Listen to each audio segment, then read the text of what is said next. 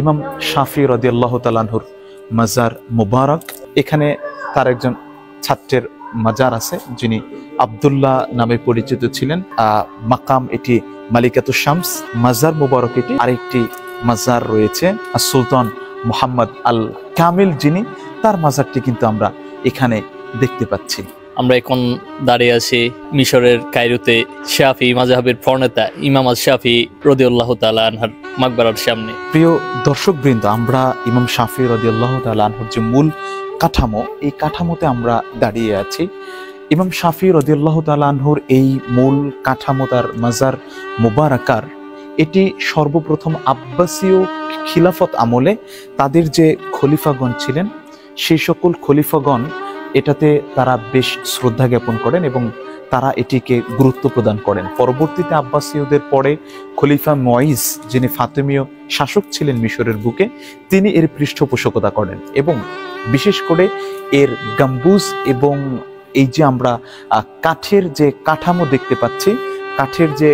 দেখতে পাচ্ছি এবং এখানে আরবি ক্যালিগ্রাফি এবং মিশরের যে স্থাপত্য শৈল, এটাকে কিন্তু ফুটিয়ে তোলা হয়েছে। যদি আমরা একটু উপরের দিকে দেখাই, এখানে স্থাপত্য শৈলী মিশরের, এটাকে সর্বোচ্চ আঙ্গিক মিশরের যে আর্কিটেকচার শিল্প, এটাকে কিন্তু এখানে উপস্থাপন করা হয়েছে এবং এটাতে যদি আমরা একটু এইদিকে দেখাই যে এবং 1203 খ্রিস্টাব্দে খলিফা আল মালিক আল কামিল, যিনি সুলতান সালাউদ্দিন আইয়ুবীর ভাতিজা ছিলেন, তিনি এটিকে একটি পূর্ণাঙ্গ মার্কাজে রূপদান করেন এবং এই গম্বুজ বলেন, মসজিদ বলেন, এগুলো তার আমলের করা।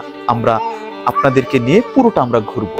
কক্সবাজারের একমাত্র হসপিটাল যেখানে রয়েছে ICU, HDU, CCU, NICU, PICU, সংকটাপন্ন নবজাতকের জন্য স্ক্যানো, ক্যান্সারের কেমোথেরাপি সহ চিকিৎসা সেবার সমৃদ্ধ আয়োজন। রয়েছে 24 ঘন্টার জরুরি বিভাগ। দেশসেরা বিশেষজ্ঞ চিকিৎসকের সমন্বয়ে সর্বাধুনিক চিকিৎসা সেবায় আপনার পাশে ইউনিয়ন হসপিটাল।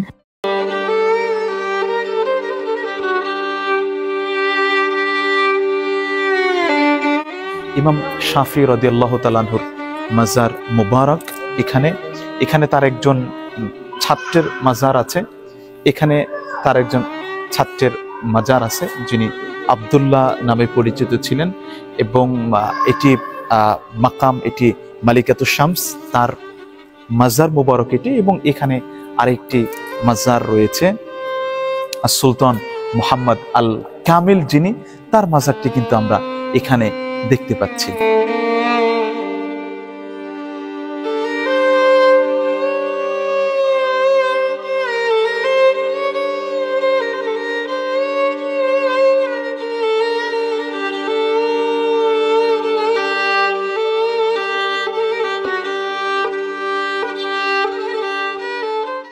পৃথিবীতে হানাফি মাযহাবের পরে যে মাযহাবকে মানুষ সব থেকে বেশি ফলো করে, সেটি হচ্ছে শাফি মাযহাব।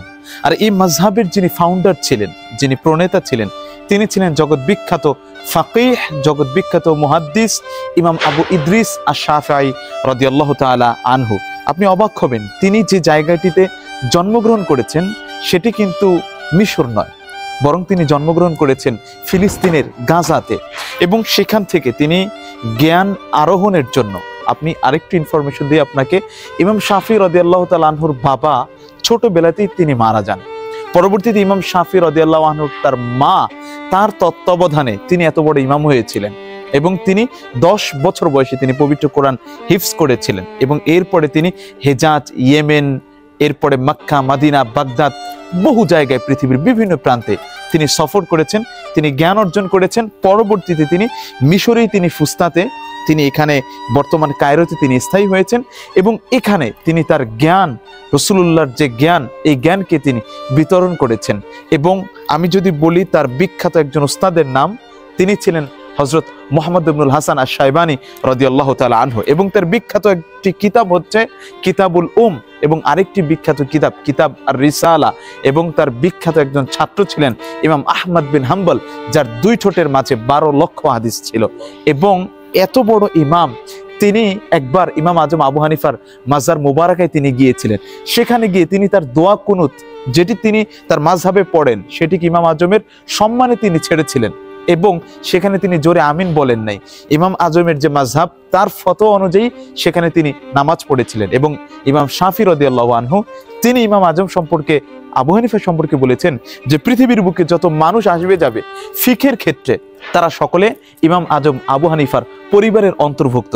এই মহান ইমাম 150-এ তিনি জন্মগ্রহণ করেছিলেন, আজ থেকে 1300 বছর আগে, এবং তিনি ইন্তেকাল করেছেন এ জগৎ থেকে, পর্দা নিয়েছেন 204 হিজরি।